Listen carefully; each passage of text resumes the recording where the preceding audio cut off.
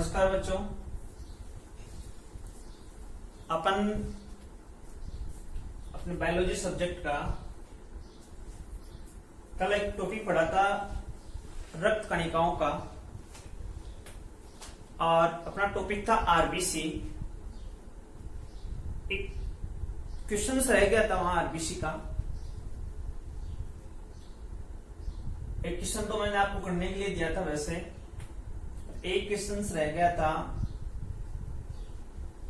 कि आरबीसी, उस आरबीसी वाले टॉपिक में आप उसको नोटेट जरूर करना कि आरबीसी केंद्रक रहित होती है, केंद्रक रहित होती है। लेकिन एक बात ध्यान में रखना, यहाँ पे बता रहा हूं मैं, माइंड में जरूर रखना, जब उत्पत्ति होती है आरबीसी की तब इसमें केंद्रक पाया जाता है। आगे क्वेश्चन से एक और आएगा सेम टू आगे, जब हम प्लेटलेट्स पढ़ेंगे, बिंबाणु पढ़ेंगे, तब ये क्वेश्चन वहां रिपीट होना है। यानी उत्पत्ति होते समय आरबीसी केंद्रक युक्त होती है, लेकिन जब बाद में मेजर परिपक्व अवस्था आ जाती है तो आरबीसी में क्या हो जाता है, केंद्रक रहित होती है। लेकिन दूसरी चीज मैं यहाँ आपको और बता देना चाहता हूं कि दो स्तनधारी हैं, दो स्तनधारी हैं, वो कौन से हैं? एक है ऊंट और दूसरा है लामा। लामा ठंडे प्रदेशों में पाया जाने वाला एक जंतु है, भेड़ जैसा ऊन प्राप्त होती है, कश्मीरी जोन में मुख्य रूप से मिल जाएगा। तो ऊंट और लामा की आरबीसी केंद्रक युक्त होती है, केंद्रक युक्त होती है। इस बात का विशेष रूप से आप ध्यान देना कि आरबीसी केंद्रक रहित होती है, लेकिन ऊंट और लामा ऐसे दो मैमल्स हैं, स्तनधारी हैं, जिनकी आरबीसी केंद्रक युक्त होती है। ठीक है। और कल का अपना क्वेश्चन था कि आर्मी के जवानों को 3 महीने से ज्यादा पर्वतीय क्षेत्रों में इसलिए नहीं भेजते हैं क्योंकि वहां आरबीसी का निर्माण क्या हो जाता है, कम हो जाता है। और यही कारण होता है कि आरबीसी का निर्माण कम हो जाएगा तो ब्लड फॉर्मेशन, हृदय का निर्माण कम हो जाएगा। तो कोई ऐसा उनमें समस्या विपदा उत्पन्न हो जाए, इससे पहले उनको क्या किया जाता है, रोटेशन रूप से उनकी ड्यूटी चेंज कर दी जाती है। एक भी बात मैं और बता देना चाहता हूं, स्तनधारी की जब बात आ जाती है तो स्तनधारियों में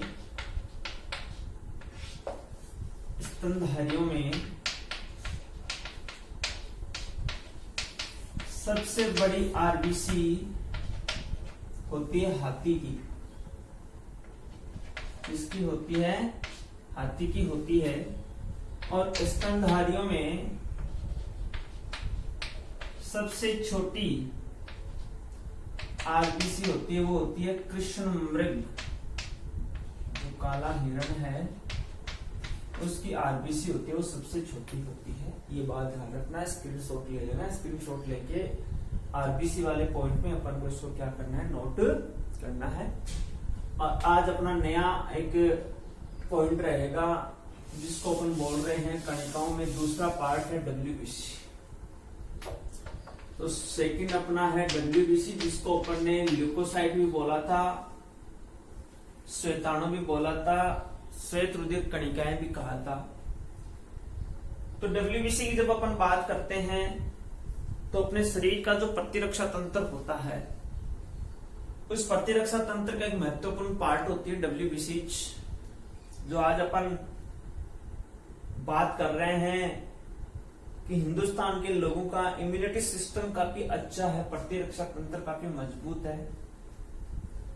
वो अपने खान पान के कारण है, अपना जो शाकाहार है वो सबसे उत्तम है। तो डब्ल्यूबीसी की अपन बात करते हैं तो डब्ल्यूबीसी की उत्पत्ति अस्थि मज्जा में होती है। पहला पॉइंट अपना ये आना है, उत्पत्ति कहां होती है, अस्थि मज्जा में होती है। इसका जीवन काल की बात आती है तो WBC का जीवन काल 3 से 5 दिन का माना गया है। और बात संख्या की आती है तो एक स्वस्थ व्यक्ति में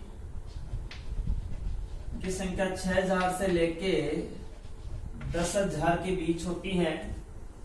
और अकॉर्डिंग टू आरबीसी के सिलेबस में यदि आपको एक राइट फिंगर पूछे तो आपको नोट करना है कितनी, 7000।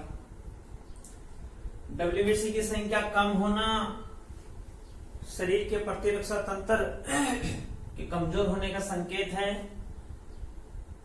और जो अपन बात करते हैं कि ब्लड कैंसर, ल्यूकेमिया जिसको अपन बोल देते हैं, वो भी WBC की संख्या में जो इंक्रीजिंग होना है उसका रीजन है। अब आगे अपन बात करते हैं कि WBC अपने शरीर के प्रतिरक्षा तंत्र को मजबूत बनाती है। और WBC को 2 भागों में वर्गीकृत किया गया है। कितने भागों में? 2 भाग WBC के बांटे गए हैं मेनली। एक कणिकामय WBC, कणिकामय WBC, और दूसरी है अकणिकीय या कणिका रहित अकणिकीय WBC। इतना नोट कर लो कि इसी के नीचे अपन इसको वर्गीकृत कर देते हैं। तो अपन बात करते हैं WBC की। तो सबसे जब अपन कणिकीय WBC और अकणिकीय WBC की बात करते हैं तो कणिकीय WBC को भी 3 पार्ट्स में डिवाइड किया गया है। कितने पार्ट में? 3 में। और अकणिकीय WBC को कितने प्रकारों में डिवाइड किया गया है? 2 में डिवाइड किया गया है। टोटल WBC की जब अपन बात करते हैं तो कणिके में WBC होती है वो टोटल का 65% होती है। टोटल WBC का 100 में से कितना परसेंट होती है? 65% कणिके में होती है। और जो बच गया 35% वो होती है अकणिकीय WBC। कणिका में WBC कौन कौन सी है? तो नंबर 1 पे आती है न्यूट्रोफिल, नंबर 2 पे आती है इओसिनोफिल,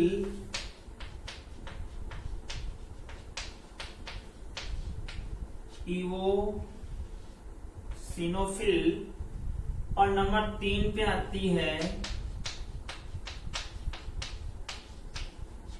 बेसोफिल। और बात अकणिकीय की करते हैं तो नंबर 1 पे आती है मोनोसाइट, मोनोसाइट। और बात सेकंड की करते हैं तो आती है लिम्फोसाइट। ये मेनली 2 प्रकार के अकणिकीय WBC हैं। और ये 3 प्रकारों में अपन वर्गीकृत करते हैं कणिका में WBC को। इनको अपन एक्सप्लेनेशन कर रहे हैं। अब ऐसा का ऐसा आपको एक क्लासिफिकेशन नोट कर देना है अपनी नोटबुक में। सबसे पहले अपन बात करते हैं कणिका में WBC। ए पॉइंट डाल रहा हूं मैं से, और ए में क्या आ जाएगी? कणिका में WBC। सबसे पहली बात तो आती है कुल WBC का 65% होती हैं। और नंबर 2 पे बात आती है कणिका में WBC की कि ये इनके कोशिका द्रव्य में कोशिका द्रव्य में कणिकाएं पाई जाती हैं। कणिकाएं पाई जाती हैं। तो कणिकाएं पाई जाती हैं, छोटे छोटे कण पाए जाते हैं, इसी कारण अपन इनको क्या कह देते हैं, कणिकामय WBC कह देते हैं। अब कणिकामय WBC के प्रकारों की जब अपन बात करते हैं तो पहला आता है न्यूट्रोफिल, इओसिनोफिल और बेसोफिल। तो देखो अपन इनकी बात करते हैं हर एक की। कणिकामय को अपन ने ए डाला था और इसका फर्स्ट पार्ट है न्यूट्रोफिल। तो इंग्लिश का वर्ड पकड़ना। केमिस्ट्री में अपन पढ़ते हैं इलेक्ट्रॉन, प्रोटॉन, न्यूट्रॉन।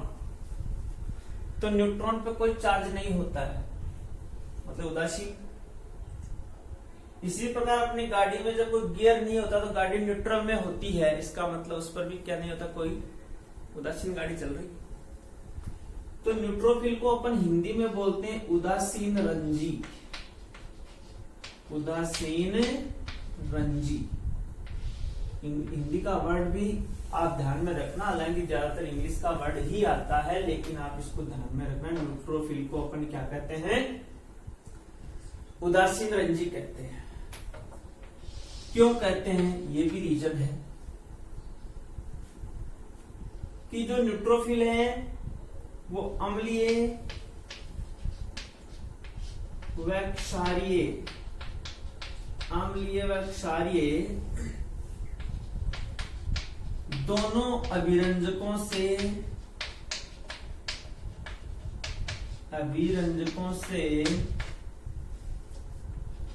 अभिरंजित नहीं होता है।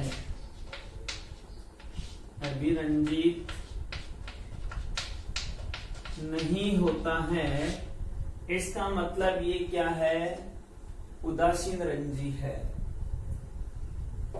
और कुल कणिकामय WBC की जब अपन बात कर रहे थे 65% में से, तो 62% अपने टोटल जब WBC काउंट होती है तो 62% क्या होती है,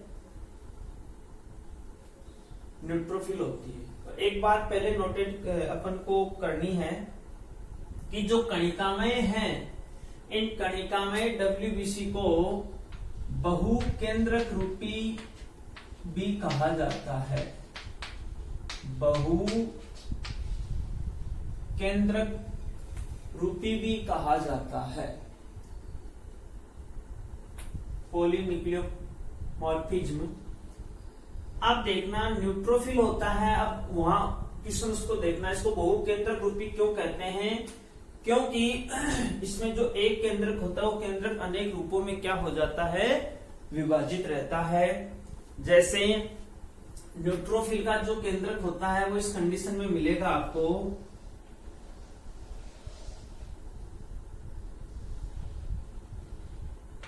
ये अनेक एक केंद्रक अनेक भागों में क्या हो गया, वर्गीकृत हो गया, तो बहुकेंद्रक रूपी हो गया, तो ये न्यूट्रोफिल्स हो गया।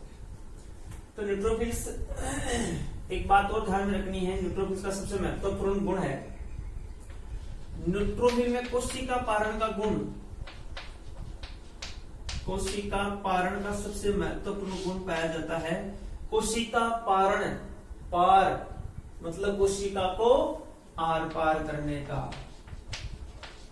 कोशिका को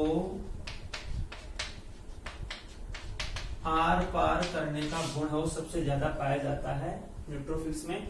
तो न्यूट्रोफिल्स उदासीन रंजी 62% कोशिका पारण का गुण पाया जाता है, और इसका जो मैली केंद्रक है वो 2 से 7 पिंडों में विभाजित होता है। कितने पिंडों में, 2 से 7 पिंडों में विभाजित होता है। अपन ने 3 पिंड बना दिए यहाँ पे, आप आगे भी आप बना सकते हैं, कोई बड़ी बात नहीं है। तो ये न्यूट्रोफिल्स के बारे में अपन को नोटेट करना है, आप इसका स्क्रीनशॉट ले लें। आगे के अपन टॉपिक बात करते हैं, न्यूट्रोफिल के बाद में सेकंड आता है नेक्स्ट, न्यूट्रोफिल के बाद में आती है इओसिनोफिल। इओसिनोफिल, इसको एसिडोफिल भी कहते हैं, एसिडोफिल भी कहते हैं। नाम से स्पष्ट है पूरा काम। एसिड यानी क्या होता है? अम्ल होता है। अम्ल तो होता है ना, इसका मतलब अम्लीय अभिरंजक से क्या होती है? अभिरंजित होती है। और अम्लीय अभिरंजक से अभिरंजित होकर, और वो अम्लीय अभिरंजक कौन सा होता है? इयोसिन होता है। तो फर्स्ट पॉइंट इतना ध्यान रखना कि अम्लीय अभिरंजक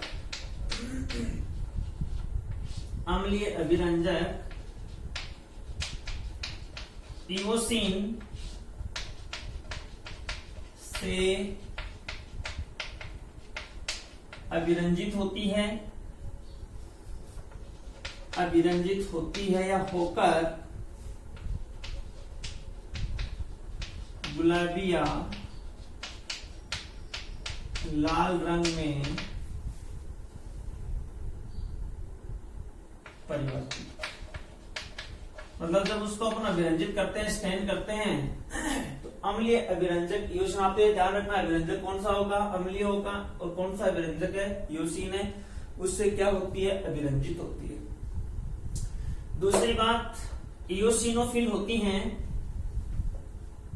वो टोटल कणिके की, क्योंकि 62% तो होगी, तो टोटल कणिके की 2.5% होती हैं। कितनी? 2.5% होती हैं। और दूसरी बात, इनका जो केंद्रक होता है वो सामान्यतया तो दो पिंडों में ही क्या होता है? विभाजित होता हुआ अपन को दिखाई देता है। तो ये इसकी स्ट्रक्चर होती है जब अपन देखते हैं इयोसिनोफिल की। एक चीज यहां बता रहा हूं आपको, सबसे इंपॉर्टेंट बात है, जब एलर्जी होती है मुख्य रूप से, क्योंकि सबसे ज्यादा पराग एलर्जी मुख्य रूप से देखने को मिलती है, तो आज के टाइम में एलर्जी हर चीज की है। तो एलर्जी होती है तब अपनी टोटल, अपन जब WBC काउंट करेंगे तो उसमें इयोसिनोफिल की यदि संख्या बढ़ी भी आती है, मतलब इयोसिनोफिल्स की संख्या बढ़ी भी आती है, इसका मतलब एलर्जी का संकेत है। तो यहां मैं लाइन लिख रहा हूं, जब एलर्जी संक्रमण होता है तो एलर्जी संक्रमण के समय इनकी संख्या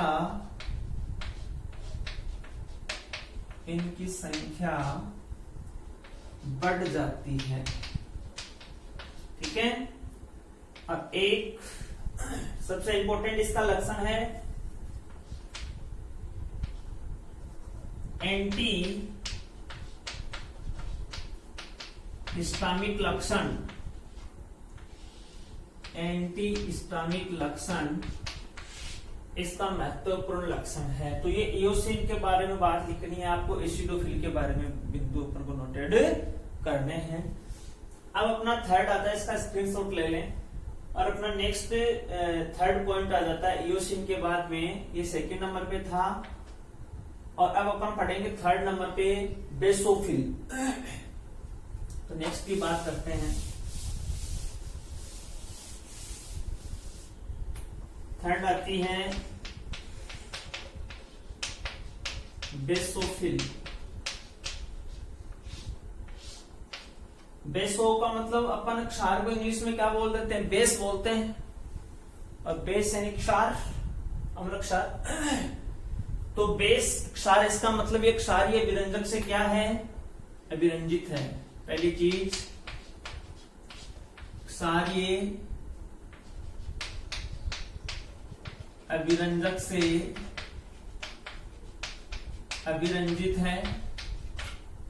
और कौन सा क्षारीय विरंजक होता है? Methyl blue. क्षारीय विरंजक का नाम क्या है? Methyl blue. बायोलॉजी की जब लेबोरेटरी में अपन प्रैक्टिकल करते हैं तो ये इयोसिन है, मिथाइल ब्लू है, ये काम में आते हैं अपने प्रैक्टिकल में। स्टैन करने के लिए सेक्शन काटते हैं प्लांट्स के, तो उनको विरंजित करने के लिए। अब एक चीज ध्यान रखना, कुल कणिके में जो WBC है उनका 0.5% होती है, तो मेरे हिसाब से 65% हो गया होगा। 62 न्यूट्रोफिल था, 2.5 इओसिनोफिल था, 64.5 4.5 यानी 65% हो गया। नेक्स्ट बात करते हैं बेसोफिल के बाद में। बेसोफिल में 3 से अधिक पिंड पाए जाते हैं। केंद्रक में कितने अधिक पिंड पाए जाते हैं?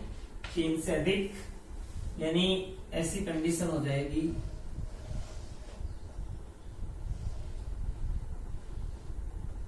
इस प्रकार की अपन को स्ट्रक्चर शो होगी किसकी? बेसोफिल। एक चीज ध्यान में रखना, इंपॉर्टेंट बात है कि जब अपनी बॉडी में कोई संक्रमण हो जाता है वायरस या बैक्टीरिया का, यानी अंतः संक्रमण, तो अंतः संक्रमण के समय इनकी संख्या में बढ़ोतरी हो जाती है।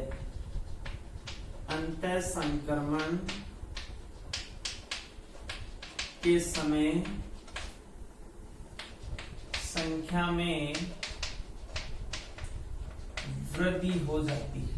ये बात ही कणिका में WBC की। और अब अपनी एक कणिका में की बात होगी, अब अपन पढ़ेंगे अकणिका में। तो आप इसकी तो स्क्रीनशॉट ले लें। अकणिका में कोई ज्यादा बड़ा टॉपिक नहीं है, छोटा सा टॉपिक है। तो कणिका में के बाद में अपन जब बात करेंगे तो वो अपना आएगा अकणिका में सेकंड। अकणिका में टोटल WBC पार्ट का अपन को मिलेगा 65। वो हो गया तो ये कितना बचा? फिर 35% बचा। तो अकणिका में के अपन ने 2 पार्ट बांटे थे। एक था मोनोसाइट,